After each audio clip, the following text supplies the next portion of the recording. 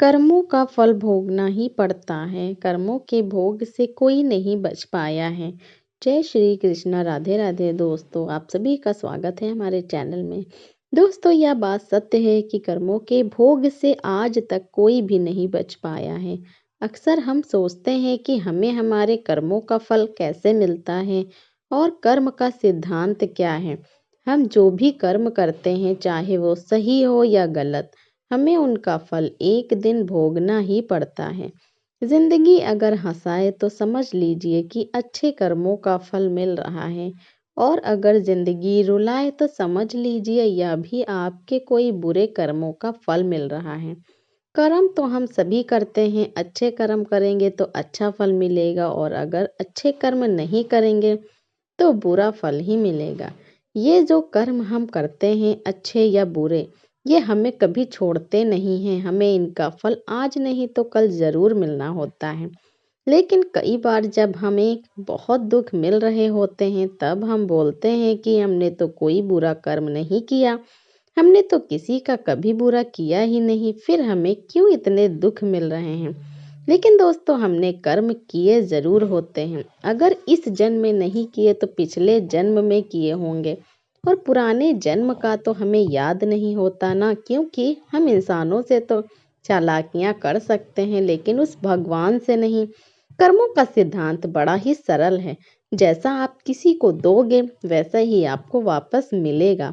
आपका कर्म दिखने में तो बुरा हो सकता है, परंतु अगर आपका उद्देश्य और आपकी नीयत सच्ची है तो फल भी आपको सच्चा और अच्छा ही मिलेगा। जिन कर्मों का फल वर्तमान में नहीं मिलता, उन्हें भोगने के लिए वह आत्मा नया शरीर धारण करती है और अपने नए जन्म में अपना फल भोगती है। इसे ही कहते हैं कर्म का सिद्धांत। तो आइए एक राजा की पौराणिक कहानी के माध्यम से इसी कर्म सिद्धांत को समझते हैं। बहुत समय पहले की बात है। एक राजा राज्य करता था। वह राजा एक दिन अपनी जन्म पत्नी पढ़ रहा था। पढ़ते पढ़ते उस राजा को ख्याल आया कि जिस समय मेरा जन्म हुआ, उस समय और न जाने कितने मनुष्यों का जन्म हुआ होगा, लेकिन वह सभी मेरी तरह राजा क्यों नहीं बने। राजा हर दिन हर समय इसी प्रश्न का उत्तर ढूंढने में लगे रहते हैं, लेकिन उन्हें इसका उत्तर नहीं मिल पाता है। अपने प्रश्न का उत्तर पाने के लिए राजा अपने राज्य में बड़े बड़े बुद्धिमान व्यक्तियों को बुलाते हैं। राज्य में सभी बुद्धिमान व्यक्ति एकत्र होते हैं, और वह सभी इसी सोच में होते हैं कि राजा ने उन्हें यहाँ क्यों बुलाया है। राजा सभी का अभिनंदन स्वीकार करते हैं और उनसे पूछते हैं कि जिस समय मेरा जन्म हुआ था, उसी क्षण न जाने कितने और भी व्यक्तियों का जन्म हुआ होगा, तो उन सब व्यक्तियों में से मैं ही राजा क्यों बना। वे सभी राजा क्यों नहीं बने। सभी महान बुद्धिमान इस प्रश्न के लिए गहन सोच विचार करने लगे। वे सभी गहन सोच विचार करने के बाद भी उनके प्रश्न का उत्तर न दे सके। राज्य में एक बुजुर्ग बुद्धिमान व्यक्ति भी बैठे हुए थे। वह थोड़ी देर बाद बोले कि इस प्रश्न का उत्तर आपको एक महान साधु देंगे, जो कई वर्षों से घने वन में तपस्या कर रहे हैं। यह सुनकर राजा अगले दिन अपने सैनिकों के साथ उस जंगल की ओर निकल पड़ा। कुछ दूर पहुंचते ही राजा को वहां पर एक छोटी सी कुटिया दिखाई दी। जब राजा उस कुटिया के पास पहुंचा तो उसने एक साधु वहां बैठा हुआ है और आग के अंगारे खा रहा है। यह देखकर राजा चकित रह गया। राजा ने हिम्मत करके उनसे कहा कि हे साधु, मैं आपको प्रणाम करता हूँ। मैं आपसे एक प्रश्न पूछना चाहता हूँ कि मेरे जन्म वाले दिन न जाने कितने और मनुष्यों का जन्म हुआ होगा, परंतु उन सभी में से मैं ही क्यों राजा बना। साधु यह प्रश्न सुनकर बोले कि हे राजन, मैं तुम्हारे इस प्रश्न का उत्तर नहीं दे सकता।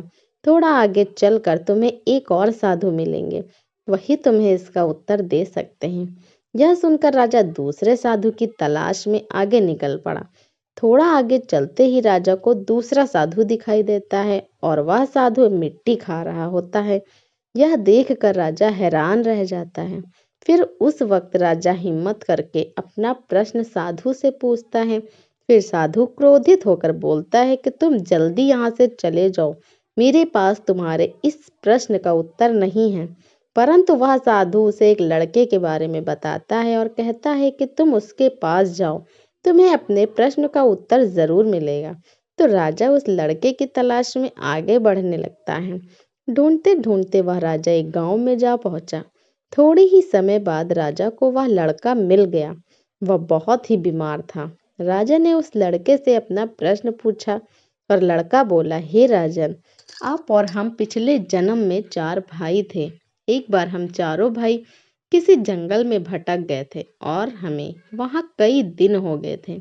हमारे पास केवल जरा सा आटा पड़ा था और उसकी हमने रोटियां बना ली थी। जैसे ही हम वह खाने लगते हैं, हमारे पास एक बाबा आते हैं। वह बाबा बहुत भूखे थे। वह हमसे भोजन मांगते हैं। ऐसे में बड़ा भाई बोला कि यदि हमने आपको यह भोजन दे दिया तो क्या हम अंगारे खाएंगे? दूसरा भाई बोला कि अगर हमने ये भोजन आपको दे दिया तो हम क्या मिट्टी खाएंगे? अब जब मेरी बारी आई तो मैंने भी रोटियां देने से मना कर दिया। परंतु हे राजन, तुम बहुत दयालु थे। तुमने अपने हिस्से का भोजन उस बाबा को देकर उसका पेट भरा और तुम्हारे इसी पुण्य के कारण ही तुम इस जन्म में राजा बने। रास्ते में जो तुम्हें अंगारे खाते हुए और मिट्टी खाते हुए साधु मिले थे, वह दोनों तुम्हारे भाई थे। तुम्हारा तीसरा भाई मैं हूँ जो इस समय मौत के मुंह में हूँ। हे राजन, इसी प्रकार हम सभी भाइयों को अपनी अपनी करनी का फल मिला है। राजा को यह सुनकर अपने प्रश्न का उत्तर मिल जाता है। कर्मों के भोग की एक अन्य कहानी। एक समय की बात है, एक प्रतापी राजा था। उसने अपने राजमहल में ब्राह्मणों के भोजन का आयोजन किया और यह आयोजन उसने अपने बाग बगीचे वाले स्थान पर रखा था। इसलिए रसोइया भी उसी स्थान पर जाकर भोजन पका रहा था। उसी समय आकाश से एक चील आया। उस चील ने अपने मुंह में एक सर्प को दबाया हुआ था और जब वो चील उस बगीचे के ऊपर से जा रहा था, उस समय उस सांप ने उस चील को डसने की कोशिश की, जिसके कारण जहर की कुछ बूंदें उस बर्तन में गिर गईं, जिसमें ब्राह्मणों के लिए भोजन पकाया जा रहा था। लेकिन उस रसोइये को इस बात का पता नहीं चला। उसे जरा भी आभास नहीं हुआ कि जहर की बूंदें इस बर्तन में गिर गई हैं। फलस्वरूप वो सारा भोजन जहरीला हो गया और सभी ब्राह्मणों ने उस भोजन को खा लिया। जहरीला भोजन करने के कारण सभी ब्राह्मणों की मृत्यु हो गई।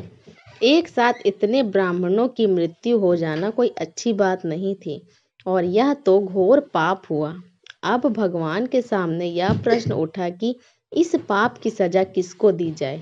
उस राजा को जिसने इस भोजन का आयोजन किया था, लेकिन उसे तो पता भी नहीं था कि भोजन में जहर है, या उस रसोइये को जिसने वो भोजन बनाया था, परंतु वो भी इस बात से अनभिज्ञ था कि यह भोजन जहरीला हो चुका है।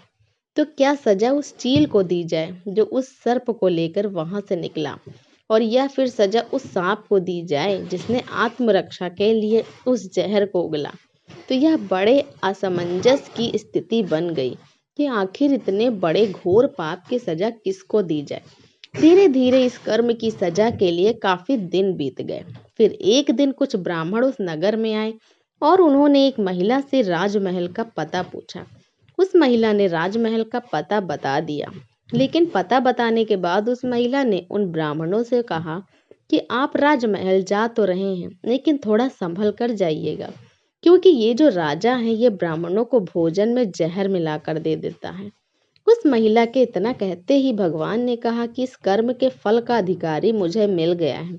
तो सभी ने भगवान से पूछा कि वो कौन है। तो भगवान ने कहा कि इस महिला को इस कर्म की सजा दे दी जाए।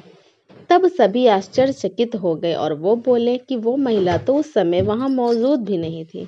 न उसने जहर मिलाया, न उसने भोजन पकाया और न ही उसने उन ब्राह्मणों को भोजन कराया। फिर इसकी सजा उसे क्यों दे रहे हैं? तब भगवान ने कहा कि किसी भी कर्म का आनंद जो सबसे ज्यादा लेता है, उसी को उसका फल भुगतना पड़ता है। इस पूरे कर्म में न रसोइये को आनंद की अनुभूति हुई, न राजा को आनंद की अनुभूति हुई, और न ही उस महिला को ही मिला है। इसलिए इस कर्म की सजा इसे ही भुगतनी पड़ेगी।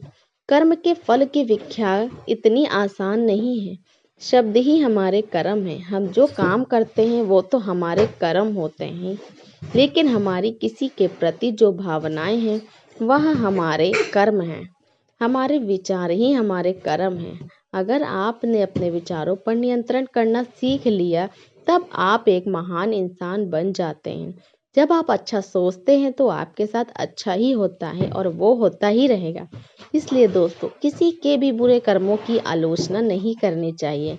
गरुड़ पुराण के अनुसार मनुष्य अपने कर्मों के अनुसार या तो स्वर्ग में जाता है या फिर नरक में। नरक के बारे में गरुड़ पुराण में लिखा है कि नरक 36 प्रकार के होते हैं, जिनके अंदर पापी मनुष्य की आत्मा को तरह तरह की यातनाएं मिलती हैं।